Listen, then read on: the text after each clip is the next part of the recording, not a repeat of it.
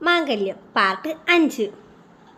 കൃഷ്ണയും അർച്ചനയും ജാൻവിയും തങ്ങളുടെ സഹോദരങ്ങളുടെ അടുത്ത് കാട്ടുന്ന കുറുമ്പും അവർക്ക് കൊടുക്കുന്ന പാരയും അവരുടെ കയ്യിൽ നിന്നും റിട്ടേൺ കിട്ടുന്നതും അതുവഴി അമ്മമാരുടെ കയ്യിൽ നിന്ന് കിട്ടുന്ന തല്ലും അമ്മമാരുടെ അടുത്ത് കാട്ടുന്ന കുറുമ്പും എല്ലാം ഓരോന്നോരോന്നായി അവരങ്ങോട്ട് വിവരിക്കുമ്പോൾ നമ്മുടെ അപ്പുവിൻ്റെ മുഖത്തുണ്ടാകുന്ന ഭാവവ്യത്യാസം എല്ലാം ആദ്യം ശ്രദ്ധിക്കുന്നുണ്ടായിരുന്നു.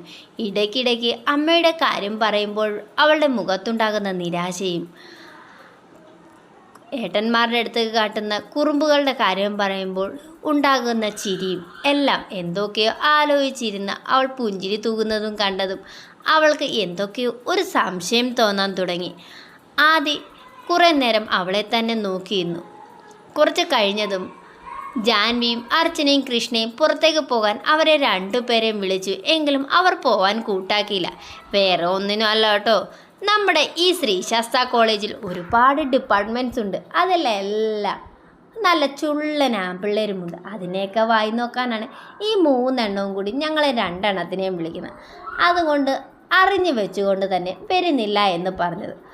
അവർ മൂവരും അവിടെ നിന്ന് പോയി കഴിഞ്ഞതും ആദി അപ്പുവിനെ പിടിച്ചു നിർത്തി. എന്താടി നിനക്ക് പറ്റിയത്? ഞാൻ ഇന്ന് വന്നടം തൊട്ട് ശ്രദ്ധിക്കുന്നു.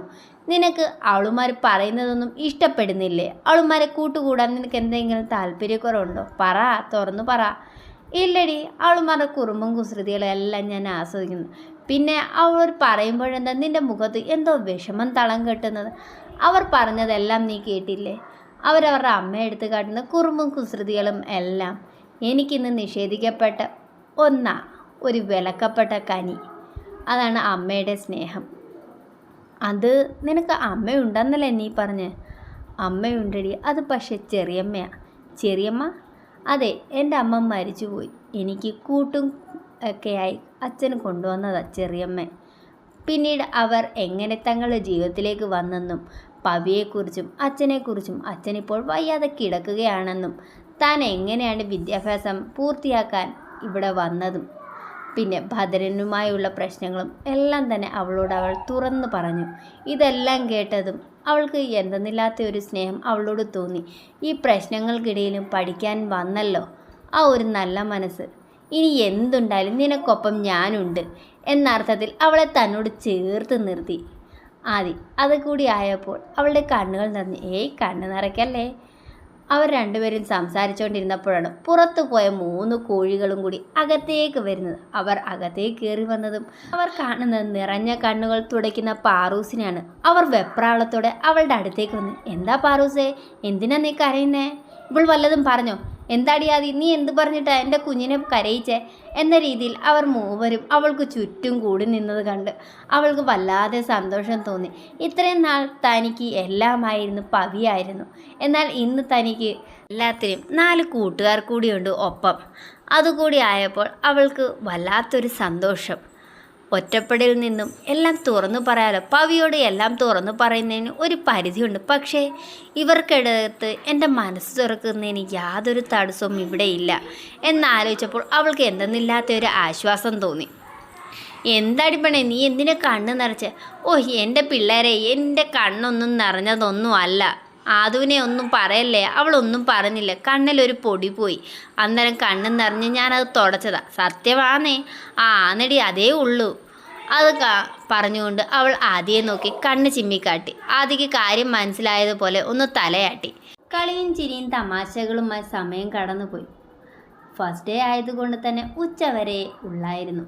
അവർ 5ഉം കൂടി ക്ലാസ്സിൽ നിന്നും പുറത്തിറങ്ങി എൻട്രൻസിൻ്റെ അടുത്തേക്ക് നടന്നതും മുത്തശ്ശി മാവിൻ്റെ ചുവട്ടിലിരിക്കുന്ന 5 പുരുഷ കേസരികളെ കണ്ടതും നമ്മുടെ പിടക്കോഴികൾ 3ഉം സടകുടഞ്ഞെഴുന്നേറ്റ് അവരെ തന്നെ നല്ല നൈസായിട്ട് വായി നോക്കാൻ തുടങ്ങിയതും ആദിയും അപ്പും അവരെ മൂവരെയും അപ്പുറവും ഇപ്പുറവും നിന്ന് ഒന്ന് തട്ടി.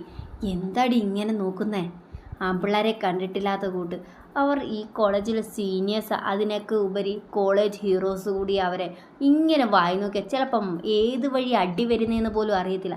ഈ കോളേജിലെ ഓരോ പെൺപിള്ളേരും ഇവരെ തന്നെ വായി നോക്കുന്നത്. അന്നേരം ആ കൂട്ടത്തിൽ ഞങ്ങളങ്ങടെ വായി നോക്കിയെന്ന് വിചാരിച്ചാൽ മതി. ഇപ്പോൾ വന്ന് കയറി മണിക്കൂറുകൾ മാത്രമായപ്പോഴേക്കും ഇവിടുത്തെ ഹീറോസിനെ കയറി വായി നോക്കുന്ന കണ്ടാലുണ്ടല്ലോ, അവരുടെ ക്ലാസ്സിലുള്ള പെൺപിള്ളേർ തന്നെ നിന്നെയൊക്കെ പൊങ്കാലയിടും. ആന്നോ? ആന്ന്. ആദ്യം ഒന്ന് ഊന്നി പറഞ്ഞതും എന്നാ വേണ്ട, പതുക്കെ നമുക്ക് വായി നോക്കാം.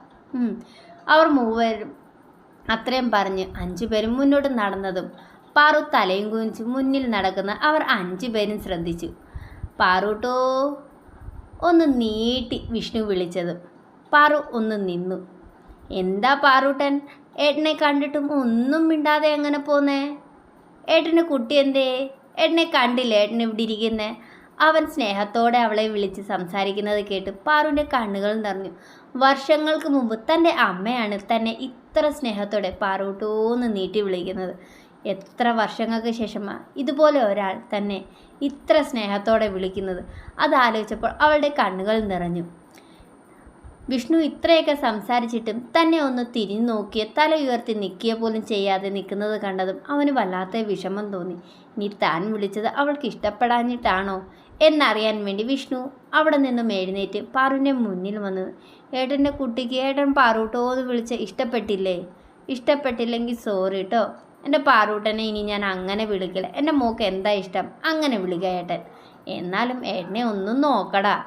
സ്നേഹത്തോടെ അവൻ പറയുന്നത് കേട്ടതും അത് നിരസിക്കാൻ അവൾക്ക് തോന്നില്ല. അവൾ തല ഉയർത്തി അവനെ നോക്കിയതും 2 കണ്ണുകളും നിറഞ്ഞിരിക്കുന്നത് കണ്ട് അയ്യോ, എൻ്റെ പാറൂട്ടിന് എന്തിനാ കരയുന്നേ? എൻ്റെ പാറൂട്ടിന് ഇഷ്ടമല്ലേ അങ്ങനെ വിളിക്കാൻ? എന്നാൽ ഒന്നും വിളിക്കത്തില്ല ഏട്ടൻ. എൻ്റെ പാറൂട്ടൻ പൊക്കോ. അതൊന്നും അല്ല ഏട്ടാ, വർഷങ്ങൾക്ക് മുമ്പ് എൻ്റെ അമ്മയായിരുന്നു എന്നെ പാറൂട്ടൂന്ന് ഇത്ര സ്നേഹത്തോടെ വിളിക്കുന്നത്. എത്ര വർഷങ്ങൾക്ക് ശേഷം ഇത്ര സ്നേഹത്തോടെ ഒരാൾ എന്നെ ഇങ്ങനെ വിളിക്കുന്നത്. അത് കേട്ടപ്പോൾ അറിയാതെ കണ്ണ് നിറഞ്ഞു പോയതാ. അവളുടെ പറച്ചിൽ കേട്ട് വിഷ്ണുവിന് വരെ സങ്കടം തോന്നി. അല്ല, രാവിലെ മോള് പറഞ്ഞായിരുന്നല്ലോ അമ്മയുണ്ടെന്ന്. ചെറിയമ്മ ഏട്ടാ ഉള്ളത് ആണോ? ഇനി എൻ്റെ പാറൂസിന് ഈ ഏട്ടനുണ്ട് കേട്ടോ. എൻ്റെ പാറൂസിനെ ഇതുപോലെ ഏട്ടനെ എന്നും ചേർത്ത് നിർത്തിക്കോളാം. എൻ്റെ പാറൂസല്ലേ. അത്രയും പറഞ്ഞ് അവളെ ചേർത്ത് പിടിച്ച് മുത്തശ്ശിമാവിൻ്റെ ചുവട്ടിലിരിക്കുന്ന തൻ്റെ മിത്രങ്ങളുടെ മുന്നിലേക്ക് കൊണ്ട് നിർത്തി. ഇതാ എൻ്റെ പാറൂസ്, എൻ്റെ മാത്രം പാറൂട്ടൻ. അവളെ ചേർത്ത് നിർത്തിക്കൊണ്ട് പറഞ്ഞത് നിൻ്റെ മാത്രമല്ല ഞങ്ങളുടെയും പാറൂട്ടൻ തന്നെയാണ്. അത്രയും പറഞ്ഞ് വിവി അവൻ്റെ അടുത്തേക്ക് വന്ന് അവളുടെ മറുഭാഗത്ത് നിന്ന് പിന്നെ ഞങ്ങൾ 3 എന്തോ ഒഴുകി വന്നതോ ഞങ്ങളുടെയും പാറൂട്ടൻ തന്നെയാണ്. ഇപ്പം എൻ്റെ പാറൂട്ടന് സന്തോഷമായ 1 അല്ല 5 ഏട്ടന്മാരുണ്ട് എൻ്റെ പാറൂട്ടന്. പാറൂട്ടോന്ന് നീട്ടി വിളിച്ച് സ്നേഹത്തോടെ നിന്നെ ചേർത്ത് നിർത്താൻ. ആഹാ, 5 ചേട്ടന്മാർ മാത്രമല്ല, ഈ ഞാനുണ്ട്. ഓ, അത് ഞാൻ മറന്നു. ഇത് നമ്മുടെ താത്തു. ഓ, ഈ വിഷ്ണുവേട്ടൻ എൻ്റെ കയ്യിൽ നിന്ന്. അയ്യോ സോറി എൻ്റെ പാത്തൂസേ. ഇതാ മോളെ പാത്തു. ഇതാണ്ട് ഈ ഷിഹാബ് കെട്ടാൻ പോകുന്ന അവൻ്റെ മാത്രം ഫാത്തിമ എന്ന പാത്തു. നീ വിഷ്ണുവേട്ടൻ്റെ പെങ്ങളാണെന്നല്ലേ പറഞ്ഞേ? ഇങ്ങനെ വേണമെങ്കിൽ നീ പട്ടിക്കൂട്ടിലിട്ട് വളർത്തിക്കോ. ഇല്ലെങ്കിൽ നിനക്ക് ഇങ്ങനെ ഒരു ഏട്ടൻ ഇല്ലെന്ന് നീ അങ്ങ് വിചാരിക്കേണ്ടവർ. ഇങ്ങനെ വാ തുറന്ന് എന്നെ താത്തൂന്നേ വിളിക്കൂ. അതെന്തിനാ ഇങ്ങനെ എന്നെ താത്തൂന്ന് വിളിക്കുന്നത്? നേരെ നല്ലൊരു പേരില്ലേ എനിക്ക്, ഫാത്തിമ എന്ന് വിളിക്കാൻ. ഈ മനുഷ്യൻ എന്നെ അങ്ങനെ വിളിക്കത്തില്ല. ബാക്കി എല്ലാവരും എന്നെ ഫാത്തിമ എന്ന് വിളിക്കും, അല്ലെങ്കിൽ പാത്തൂന്ന് വിളിക്കും. ഇങ്ങനെ മാത്രമേ ഉള്ളൂ, ഫാത്തിമ എന്നും വിളിക്കത്തില്ല, പാത്തൂന്നും വിളിക്കത്തില്ല. അങ്ങനെ എനിക്കിട്ട പേരാ താത്തു. ഫാത്തിമ അല്പം ദേഷ്യത്തോടെ പാറുവിനോടെ പറയുന്നത് കേട്ട് എല്ലാവർക്കും ചിരിയുന്നു. എല്ലാവരും നിന്ന് ചിരിക്കുന്നത് കണ്ട് ഫാത്തിമയുടെ അടുത്തേക്ക് പാറു ചെന്ന് നിന്ന് അവളുടെ കൈ കവർന്ന് പിടിച്ച് ഇനി ചേച്ചി അങ്ങനെ വിളിക്കില്ല കേട്ടോ. എൻ്റെ ഏട്ടൻ വിളിച്ചതല്ലേ, ലാസ്റ്റ് ആൻഡ് ഫൈനൽ. ചേച്ചി ഒന്ന് ക്ഷമിക്കുക. അത്രയും പറഞ്ഞുകൊണ്ട് വിഷ്ണുവിൻ്റെ അടുത്തേക്ക് നിന്ന് എൻ്റെ വിഷ്ണുവേട്ടൻ നല്ല കുട്ടിയല്ലേ, ഇനി ചേച്ചി അങ്ങനെ വിളിക്കരുത് കേട്ടോ. അവനൊന്നും മൂളി. ദാണ്ടേ താത്തു, ഇത് ലാസ്റ്റ് ആൻഡ് ഫൈനലായിട്ട് ഞാൻ വിളിക്കുക. ഇനി എൻ്റെ മോള് പറഞ്ഞതുകൊണ്ട് മാത്രം ഇനി നിന്നെ ഞാൻ തിരുത്തി വിളിക്കുന്നുണ്ട്, ഫാത്തിമ എന്ന് മാത്രം. പറഞ്ഞത് കേട്ടല്ലോ, എൻ്റെ മോള് പറഞ്ഞതുകൊണ്ട് മാത്രം. ഇനി അവൾ നിന്നെ താത്തു എന്ന് വിളിക്കാൻ പറയുന്ന ഉറപ്പായിട്ട് ഞാനതേ വിളിക്കൂ. പാറൂസ് അങ്ങനെ പറയത്തില്ലെന്ന് എനിക്കറിയാലോ. നിങ്ങളുടെ പെങ്ങളൊക്കെ ശരിയാ, പക്ഷേ നിങ്ങളുടെ സ്വഭാവമല്ല എൻ്റെ പാറൂസിനുള്ളത്. നല്ല സ്വഭാവം. അതുകൊണ്ട് കുഞ്ഞങ്ങനെ പറയത്തില്ലെന്ന് എനിക്കറിയാം. അവൾ ഒരു ഗർവോടെ തന്നെ പാറുവിൻ്റെ അടുത്തേക്ക് ചേർന്ന് നിന്ന് പറഞ്ഞതും എല്ലാവരും അത് കേട്ട് ഒന്ന് പുഞ്ചിരി തൂകി 2 പേരെ നോക്കി നിന്നു. പാറു എല്ലാവരോടുമായി ഇനിയും താമസിച്ചാൽ എനിക്ക് ബസ് കിട്ടില്ല, ഞാൻ പൊക്കോട്ടെ. അത് പറഞ്ഞ് ശരി എന്ന അർത്ഥത്തിൽ എല്ലാവരും തലയാട്ടി അവരെല്ലാവരോടും യാത്ര പറഞ്ഞ് തൻ്റെ ഫ്രണ്ട്സിൻ്റെ അടുത്തേക്ക് പോയപ്പോൾ മുഖം വീർപ്പിച്ച് നിൽക്കുന്ന 4 എണ്ണത്തെ കണ്ടതും ഓ ഐ എം സോറി അത്രയും പറഞ്ഞുകൊണ്ട് അവരുടെ അടുത്തേക്ക് നിന്ന് ഏട്ടന്മാരെ ഇങ്ങോട്ട് നോക്കിയേ, കണ്ടേ ഇവർ 4 പേരും എൻ്റെ ഫ്രണ്ട്സ്. ഇത് ആദി, ഇത് കൃഷ്ണ, ഇത് ജാൻവി, ഇത് അർച്ചന. ഇനി ഡീറ്റെയിൽ ആയിട്ട് നാളെ പരിചയപ്പെടാം കേട്ടോ. എനിക്ക് ബസ് കിട്ടത്തില്ല. ബായ്. ഇവരെല്ലാവരും വണ്ടിയിലാണ് പോകുന്നത്, അതുകൊണ്ട് ഞാൻ പോവുക. അത്രയും പറഞ്ഞുകൊണ്ട് നമ്മുടെ പാറൂസ് അവിടെ നിന്ന് സ്ഥലം വിട്ടതും 4 അവിടെ തന്നെ നിൽക്കുന്നത് കണ്ട് വിഷ്ണു, എന്തേ നീ 4 പോകുന്നില്ലേ? അല്ല, അവളെ മാത്രമേ സഹോദരിയായിട്ട് കൂട്ടൂ, ഞങ്ങളെ കൂടി. നീ 4 കൂടി ഇങ്ങോട്ട് എന്തിനാ വരുന്നത് ഞങ്ങൾക്കറിയാം. നീ 4 അവിടെ നിന്നേ ഞങ്ങളെ വായി നോക്കുന്നതും കണ്ടതാ. ഓ, കണ്ടല്ലോ, നല്ല വ്യക്തമായി. നല്ല അസൽ കാട്ടുകോഴികളാണ് നീ 4 ഞങ്ങൾക്ക് നല്ലതായിട്ട് മനസ്സിലായി. പിന്നെ കൂടെ കൊണ്ട് നടന്ന് എൻ്റെ പാറൂട്ടനെ കൂടി ഈ സ്വഭാവമൊന്നും പഠിപ്പിച്ച് വെക്കരുത്. പറഞ്ഞില്ലെന്ന് വേണ്ട. ഓ, ഒരു പാറൂട്ടൻ വന്നിരിക്കുന്നു. ബാടി, നമുക്ക് അയാളും അയാളുടെ ഒരു പാറൂട്ടനും. അത്രയും പറഞ്ഞുകൊണ്ട് ജാൻവി ബാക്കി 4 വിളിച്ചുകൊണ്ട് അവിടെ നിന്നും പോയതും ആദി തിരിഞ്ഞ് അനന്തുവിനെ ഒന്ന് നോക്കി. ഇവളെന്തിനാ തിരിഞ്ഞ് എന്നെ നോക്കുന്നത്? അനന്തു ആരോടൊന്നില്ലാതെ പറഞ്ഞു. ഒരാളുടെ കാര്യത്തിൽ തീരുമാനമായി. ഒരാളുടെ കാര്യത്തില്ല, 2 പേരുടെ കാര്യത്തിൽ തീരുമാനമായി. പാത്തു അതിനിടയിൽ കയറി പറഞ്ഞു. അതാരാ? ഈ വടി പോലെ നിൽക്കുന്ന വിഷ്ണുവിൻ്റെ കാര്യത്തിലും ഈ ഇരിക്കുന്ന അനന്തുവിൻ്റെ കാര്യത്തിലും. പിന്നെ ഇതിൻ്റെ ഇടയ്ക്കൂടെ ഒരാൾ ചെറുതായിട്ട് ലൈൻ വലിക്കുന്നുണ്ടോ എന്ന് എനിക്കൊരു സംശയമില്ലാതില്ല. അതാരാ നിനക്ക് ഇങ്ങനെ വലിക്കുന്നുണ്ടോ എന്ന് സംശയം വന്നത്? അത് വേറെ ആരുമില്ല, നമ്മുടെ എബിച്ചേട്ടൻ. അവിടെ ഇരിക്കുന്ന കൃഷ്ണയെ നോക്കുന്ന ഞാൻ നല്ല വ്യക്തമായി കണ്ടു. ഇടയ്ക്കിടയ്ക്ക് അവളുടെ കണ്ണ് എബിച്ചേട്ടനിലേക്ക് പാറി വീഴുന്നതും ഞാൻ കണ്ടു. അപ്പോൾ നിങ്ങൾ 3 കാര്യം തീരുമാനമായി അല്ലേ? അല്ല, വിഷ്ണുവിൻ്റെ കാര്യം ഓക്കെ, ബട്ട് ഇവർ 2 പേരുടെയും കാര്യം? അതിന് അവളുമാരുടെ ചെവിയിൽ വല്ലതും എത്തിയാൽ? അത് എത്തുമ്പോഴല്ലേ? അത് അപ്പോൾ നോക്കാം. അത്രയും പറഞ്ഞ് എല്ലാവരും ലഞ്ച് കഴിക്കാനായി ക്യാൻറ്റീനിലേക്ക് പോയി. ബസ് ഇറങ്ങി വീട്ടിലേക്കുള്ള വഴി നടക്കുമ്പോഴാണ് തൻ്റെ പിന്നിൽ നിന്നും ആരോ പാറു എന്ന് വിളിക്കുന്നത് കേട്ട് അവൾ തിരിഞ്ഞു നോക്കിയത്. കുട്ടു തൻ്റെ പിന്നാലെ ഓടി വരുന്നത് കണ്ട് അവൾ ഒന്ന് നിന്നു. എന്താടാ ചക്ക നീ ഇങ്ങനെ ഓടുന്നേ? എടി പെണ്ണെ, നിന്നെ അവിടം തൊട്ട് ഞാൻ വിളിക്കാൻ തുടങ്ങി. നിൻ്റെ ചെവിയിലെന്താ ആപ്പ് വല്ലതും ആണോ? 2 കൂടി വഴിയുന്നേ തുടങ്ങി അടി. എനിക്ക് നിന്നോടൊന്നും പറയാൻ വയ്യ. അത്രയും പറഞ്ഞ് 2 പേരും ഇന്ന് കോളേജിലെ വിശേഷങ്ങളെല്ലാം പറഞ്ഞ് മുന്നോട്ട് നടന്ന് വീടിൻ്റെ ഉമ്മറത്തെത്തിയപ്പോഴാണ് ഉമ്മറത്തിരിക്കുന്ന ആളിനെ കണ്ട് പാറു ഒന്നും നിന്നു. അവളെന്താ നിൽക്കുന്നേ എന്ന രീതിയിൽ മുന്നോട്ട് നോക്കിയതും ഉമ്മറത്തിരിക്കുന്ന ആളിനെ കണ്ട് കുട്ടുവിൻ്റെ മുഖത്ത് ദേഷ്യം ഇരച്ചു കയറി. തൻ്റെ അടുത്ത് നിൽക്കുന്ന പാറൂസിനെ നോക്കിയതും അവൾ വിറച്ചുകൊണ്ട് മുന്നോട്ട് നോക്കി നിൽക്കുന്നത് കണ്ട് അവൻ്റെ ഇടത് കൈ അവളുടെ വലത് കൈയിലേക്ക് ചേർത്ത് പിടിച്ച് മുന്നോട്ട് നടന്ന് വീടിനകത്തേക്ക് കയറിയതും ഭദ്രൻ പിന്നിൽ നിന്നും വിളിച്ചു. ഭദ്രൻ്റെ വിളി കേട്ട് 2 പേരും അവിടെ ഒന്ന് നിന്നു. ശേഷം ഭദ്രൻ ഇരുന്നിടത്ത് നിന്നും എഴുന്നേറ്റ് പാറുവിൻ്റെ മുന്നിലേക്ക് അവളോട് ചേർന്ന് വന്നതും അവർക്ക് 2 പേർക്കും ഇടയിലായി കുട്ടു കയറി നിന്ന്. താൻ എങ്ങോട്ടാടോ ഈ ഇടിച്ചിടിച്ചിങ്ങോട്ട് കയറി വരുന്നത്? അല്പം അകലം വിട്ട് നിന്ന് സംസാരിച്ചാൽ മതി.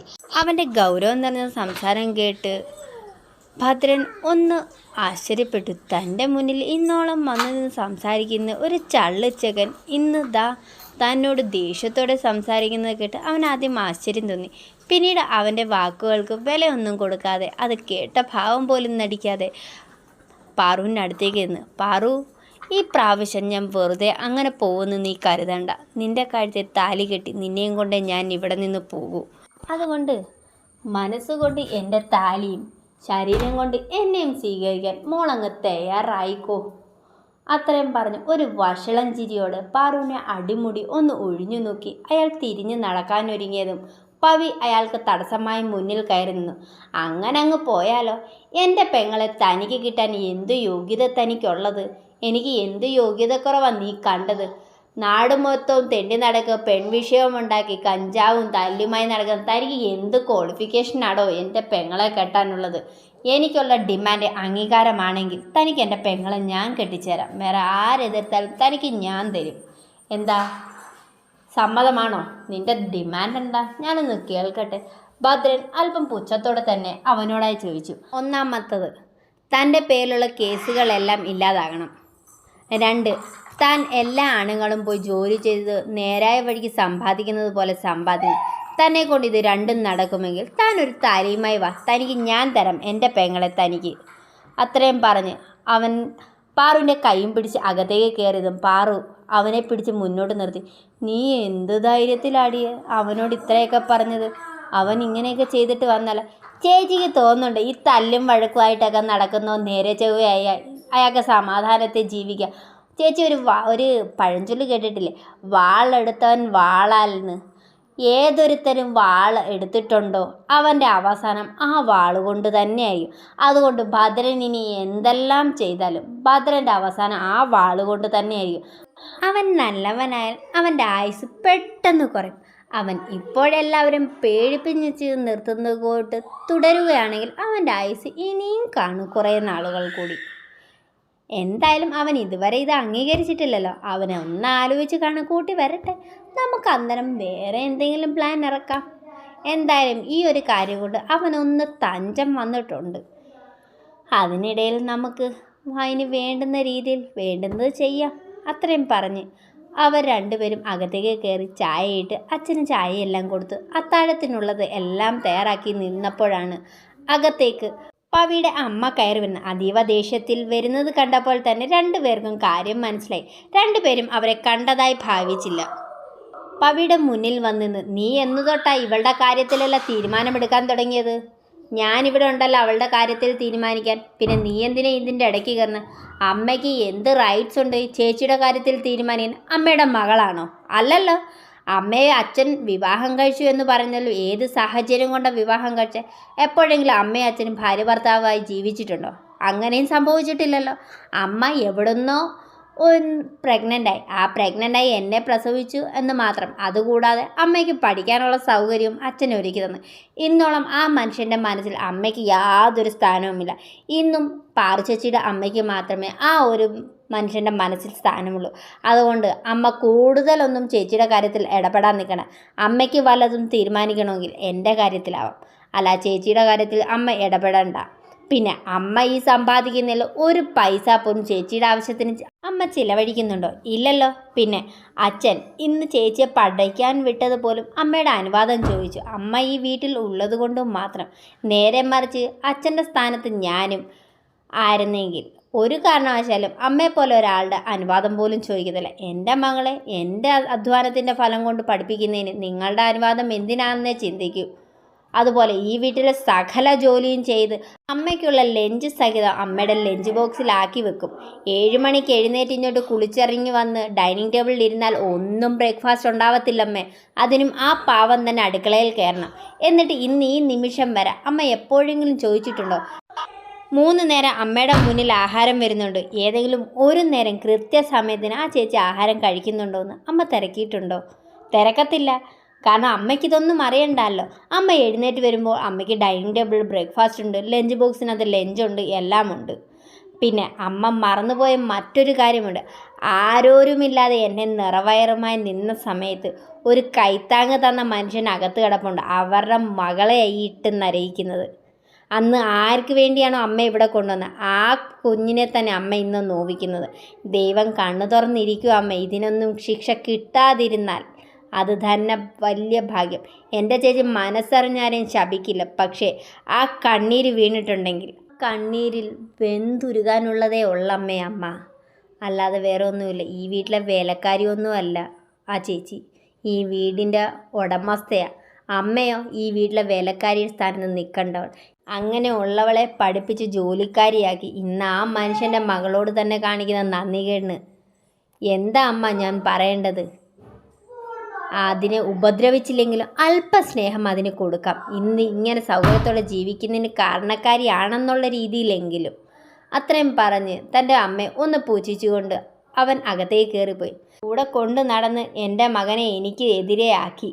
നിനക്ക് സമാധാനമായി കാണും. ഇന്നോളം അവൻ എനിക്ക് നേരെ തിരിഞ്ഞ് ഒരക്ഷരം പോലും പറയാത്ത ആ ചെക്കൻ ഇന്ന് എനിക്ക് നേരെ വിരലൂന്നി ഓരോന്നോരോന്ന് എനിക്ക് പറഞ്ഞു തരണമെങ്കിൽ നീ എത്രത്തോളം കാര്യങ്ങൾ അവന് പറഞ്ഞ് മനസ്സിലാക്കി കൊടുത്തിട്ടുണ്ടാകും. അവൻ ഇന്ന് എനിക്ക് നേരെ നിന്ന് സംസാരിക്കണമെങ്കിൽ. അത്രയും പറഞ്ഞ് തിരിഞ്ഞതും തൻ്റെ പിന്നിൽ കൈയും കെട്ടി നിൽക്കുന്ന ആ 9ാം ക്ലാസ്സുകാരനെ കണ്ടതും അവൾ ഒന്ന് ഭയന്ന് 2 അടി പിന്നിലേക്ക് നിന്നു. അവൻ്റെ മുഖത്തെ ഗൗരവം കണ്ട് നീ എന്താടാ ഇങ്ങനെ എന്നെ നോക്കുന്നത്? അമ്മ, ഞാൻ 9ാം ക്ലാസ്സിലാണ് പഠിക്കുന്നത്. എന്നെ ചുറ്റിപ്പറ്റി എന്തെല്ലാം കാര്യങ്ങൾ നടക്കുന്നു എന്ന് കാണാനേ എനിക്ക് ആരുടെയും സഹായത്തിൻ്റെ ആവശ്യമൊന്നുമില്ല. സാമാന്യ ബോധമുള്ള ഏതൊരു മനുഷ്യനും കണ്ടാൽ തിരിച്ചറിയാവുന്ന കാര്യങ്ങൾ തന്നെ ഇവിടെ നടക്കുന്നത്. അത് എനിക്ക് ചേച്ചി എൻ്റെ ചെവിയിലേക്ക് ഊതിത്തരേണ്ട ആവശ്യമൊന്നുമില്ല. അതുകൊണ്ട് അതും പറഞ്ഞ് ആ പാവത്തിൻ്റെ നേരെ കുതിര കയറാൻ നിൽക്കണ്ട. ഇന്ന് വേറെ ഒന്നും കിട്ടിയില്ല. ഇനി ഭദ്രൻ്റെ വഴിയിൽ നിന്ന് വല്ലതും കേൾക്കാനാ. ഇനി അതിൻ്റെ പേരിൽ അതിനോട് പ്രതികാരം ചെയ്യാൻ വല്ലതുമാണെങ്കിൽ അതും ആവാം. തിരിച്ചടിക്കത്തില്ലല്ലോ. ആ ഒരു ധൈര്യം അമ്മയ്ക്കുള്ളത് കൊണ്ടല്ലേ ആ പാവത്തിന് നേരെ തിരിയുന്നേ. എൻ്റെ നേരെ അമ്മ സംസാരിക്കത്തില്ല. കാരണം അമ്മയ്ക്ക് കിട്ടേണ്ട മറുപടി ഓൺ ദ സ്പോട്ടിൽ ഞാൻ തരും. അതുകൊണ്ട് അത് പറഞ്ഞതും അവർ അരിശത്തോടെ തന്നെ അകത്തൊക്കെ ചവിട്ടി തുള്ളിപ്പോയത് കണ്ട്, എൻ്റെ ആ കുട്ടു, നീ എന്തിനാ അമ്മയെ കൂടി വെറുപ്പിക്കുന്നത്? എന്തെങ്കിലും പറഞ്ഞിട്ട് പൊക്കോട്ടെ. നീ എന്തിനാ അത് ചെവികൊള്ളുന്ന? മറുപടി പറയാൻ എൻ്റെ പൊന്നു ചേച്ചി, ഇത്ര പാവമാവരുത്. അണ്ണാക്കി വരെ വിരലിട്ട് കുത്തിയാൽ പോലും ഒരക്ഷരം പറയാതെ നിൽക്കുന്ന ഈ ഭാവം ഉണ്ടല്ലോ. ഇന്ന് രുദ്രൻ എന്തൊക്കെയോ പറഞ്ഞു കൊടുത്തിട്ടുണ്ട്. അതും കേട്ടോണ്ട് വന്ന് ചേച്ചിയുടെ നേരെ തുള്ളാനുള്ളതായിരുന്നു. അത് കയറി വന്ന വഴിയെ എൻ്റെ നേരെ ആയതുകൊണ്ട് കിട്ടേണ്ട മറുപടി ഓൺ ദ സ്പോട്ടിൽ ഞാൻ കൊടുത്തുവെന്ന് മാത്രം. അവനും അവളോട് അല്പം ദേഷ്യത്തോടെ പറഞ്ഞ് അകത്തേക്ക് കയറിപ്പോയി. ഈ സ്റ്റോറി ഇഷ്ടപ്പെട്ടു എങ്കിൽ ലൈക്ക് ചെയ്യണം, കമൻറ്റ് ചെയ്യണം, പിന്നെ സബ്സ്ക്രൈബ് ചെയ്യാനും മറക്കല്ലേ. നിങ്ങൾ സബ്സ്ക്രൈബ് ചെയ്തില്ലെങ്കിൽ എനിക്ക് മനസ്സിലാവും എൻ്റെ സ്റ്റോറി നിങ്ങൾക്ക് ആർക്കും ഇഷ്ടപ്പെട്ടില്ല, അതുകൊണ്ടാണ് സബ്സ്ക്രൈബ് ചെയ്യാത്തതെന്ന്. ഇഷ്ടപ്പെട്ടാൽ സബ്സ്ക്രൈബ് ചെയ്യാൻ മറക്കല്ലേ.